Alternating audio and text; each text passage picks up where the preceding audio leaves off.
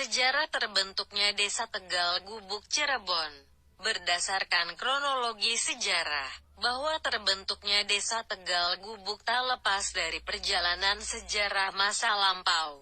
Terbukti dari pendiri Desa Tegal Gubuk yaitu seorang pengawal, Kanjeng Syekh Syarif Hidayatullah, atau disebut juga Sunan Gunung Jati, salah satu wali kutub dari Wali Songo. Seorang pengawal atau seorang panglima tinggi tersebut bernama Syekh Muhyiddin Waliullah atau Syekh Abdurrahman atau Insinya saya Syayuda, atau lebih dikenal dengan Ki Gede Suropati, Mbah Suro. Sebagaimana kilasan sejarah di bawah ini, setelah perang antara Kerajaan Telaga, Kerajaan Cikijing, Majalengka, dan Kerajaan Galuh, Kerajaan Jatiwangi, Majalengka, melawan Kesultanan Cirebon, Kerajaan Telaga dan Galuh dapat ditaklukkan. Akhirnya masyarakat Telaga memeluk Islam. Kemudian Sunan Gunung Jati dalam penyiaran agama Islamnya di negeri Talaga dan Galuh mengutus beberapa orang gegeden yang memiliki banyak ilmu dan kesaktian tinggi untuk memberikan pengawasan terhadap tanah taklukan Kesultanan Cirebon. Karena masih ada pepatih yang masih belum memeluk agama Islam. Di antara gegede yang diutus itu adalah Syekh Suropati atau Ki Suro, seorang gegede yang terkenal sakti mandraguna yang berasal dari negeri Arab. Menurut sumber lain mengatakan dari Mesir dan Baghdad, yang nama aslinya yaitu Syekh Muhyiddin Waliullah atau Syekh Abdurrahman, yang sudah 2 tahun tinggal di Keraton Cirebon sebagai santri, murid, Sunan Gunung Jati. Lalu setelah dianggap cukup ilmunya oleh Sunan Gunung Jati, beliau diutus untuk membantu menyebarkan ajaran Islam ke seluruh pelosok penduduk Jawa Barat. Dalam perjalanan penyebaran ajaran Islam banyak mendapat tanggapan baik dari rakyat. Namun tak jarang pula rintangan yang dihadapinya. Beliau harus bertanding melawan penggedean pedukuhan tersebut. Namun berkat kesaktian ilmunya yang mandraguna mereka dapat ditaklukkan. Dan mereka mau memeluk agama Islam. Lalu atas jasa dan ilmu kesaktiannya, Syekh Muhyiddin diangkat oleh Sunan Gunung Jati menjadi pepatih unggulan atau panglima tinggi pengawal Sunan di negeri Cirebon dengan gelar Ki Gede Suropati. Setelah pemberian gelar tersebut, Kanjeng Sunan memerintahkan Ki Suro bertanda ke Pondok Ki Pancawal, seorang pembesar kerajaan Talaga, untuk membawakan kitab suci Al-Quran yang berjumlah banyak. Diperuntukkan sebagai pedoman di negeri Talaga dan Galuh. Namun di tengah jalan perjalanan menuju negeri Talaga, Ki Suro menemui adegan sayembara merebutkan seorang putri cantik. Sayembaranya yaitu, barang siapa yang mampu mengalahkan Ki Wadaksi atau pembesar kerajaan Talaga, akan dijodohkan atau dikawinkan dengan putrinya, yang bernama Nyi Mas Wadara. Lalu Ki Suro ikut dalam sayembara tersebut. Ki Suro hanya ingin mengetahui ilmu yang dimiliki oleh Ki Wadaksi. Akhirnya Ki Suro dapat mengalahkan Ki Wadaksi. Dan kemudian Ki Wadaksi memeluk agama Islam bersama-sama muridnya. Tapi Ki Suro tidak menikahi Nyi Mas Wadara. Namun putri Ki Wadaksi tersebut malah diserahkan kepada Raden Palayasa, yang sebelumnya mereka saling mencintai. Kemudian Ki Suro dibawa oleh Ki Pancawala di podoknya, dan dijamunya dengan jamuan istimewa, sambil menyerahkan kitab suci Al-Quran. Dengan senang hati Ki Pancawala didatangi Ki Suro.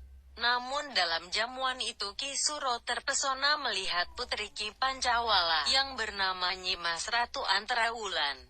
Dalam hati Ki Suro punya keinginan untuk menjadikannya pendamping hidupnya. Namun sebelum Ki Suro mengatakan keinginannya untuk meminang Nyi Mas Ratu Antrawulan, Ki Pancawala sudah mengatakan bahwa putrinya akan diserahkan kepada Sunan Gunung Jati, yang diharapkan menjadi istrinya, dan Ki Suro bersedia untuk mengantarkannya ke Keraton Cirebon. Dalam perjalanan menuju Keraton Cirebon, sangatlah panjang dari masuk dan keluar hutan sampai naik dan turun gunung. Dalam suatu perjalanan mereka mendapati sebuah gubuk kecil di tengah-tengah hutan belantara. Ki Suro meminta beristirahat sebentar untuk menghilangkan rasa letihnya. Setelah itu mereka melanjutkan perjalanannya menuju Keraton Cirebon. Namun sebelum Ki Suro melanjutkan perjalanan tiba-tiba dikejutkan dengan kedatangan Nyimas Rara Anten, yang meminta Nyimas Ratu Antrawulan untuk dijodohkan dengan putranya. Kemudian terjadilah perang tanding yang seru. Pada akhirnya Nyimas Ratu Anten dapat dikalahkan. Perjalanan dilanjutkan kembali. Setelah sampainya di Keraton Cirebon, Ki Suro menyerahkan Nyimas Ratu Antrawulan dan menyampaikan amanat Ki Pancawala kepada Sunan Gunung Jati. Namun amanat Ki Pancawala yang menginginkan anaknya menikah dengan Sunan Gunung Jati tidak diterima. Dengan cara halus, karena Sunan Gunung Jati sesungguhnya telah mengetahui bahwa Ki Suro menyukai Nyimas Ratu Antrawulan. Karena itu Sunan Gunung Jati memerintahkan Ki Suro menikahi Nyimas Ratu Antrawulan. Setelah Ki Suro dan Nyimas Ratu Antrawulan menjadi suami istri, mereka membangun pedukuhan atau perkampungan di sebuah tegalan. Di tengah-tengah hutan yang dahulu terdapat sebuah gubuk kecil, yang mereka pernah singgahi sewaktu perjalanan dari Kerajaan Talaga menuju Keraton Cirebon. Pedukuhan itu atas izin dan restu dari Sunan Gunung Jati, dan diberi nama Tegal Gubuk, yang mana nama tersebut terdiri dari dua suku kata yaitu Tegal, artinya tanah yang dicangkul untuk ditanami. Gubuk artinya rumah kecil yang terbuat dari bambu dan atapnya dari daun tebu. Tegal Gubuk, sebuah rumah kecil yang sangat sederhana terbuat dari bambu, yang sekitarnya terdapat tegalan atau galengan yang siap ditanami. Peristiwa terbentuknya nama Tegal Gubuk ini terjadi sekitar 1489 Masehi, sekitar akhir abad ke-15. Pada saat Kesultanan Cirebon dipimpin oleh Kanjeng Syekh Syarif Hidayatullah Sunan Gunung Jati Cirebon, yang merupakan salah satu wali dari Wali Songo, yang dituahkan ilmunya oleh rekan-rekannya. Setelah terbentuk sebuah nama pedukuhan atau perkampungan Tegal Gubuk, kemudian Ki Suro melanjutkan misinya untuk terus menyebarkan ajaran Islam. Terbukti dengan pesatnya agama Islam di sekitar masyarakatnya, yang ketika itu masih mempercayai, menganut atau menyembah agama nenek moyangnya yaitu animisme, aliran atau kepercayaan terhadap benda, dan dinamisme, aliran atau kepercayaan terhadap roh, dan Hindu, Buddha. Cerita ini dari narasumber 1. Kiai Haji Rohmatullah. 2. Kamiftah atau Mang Ta almarhum.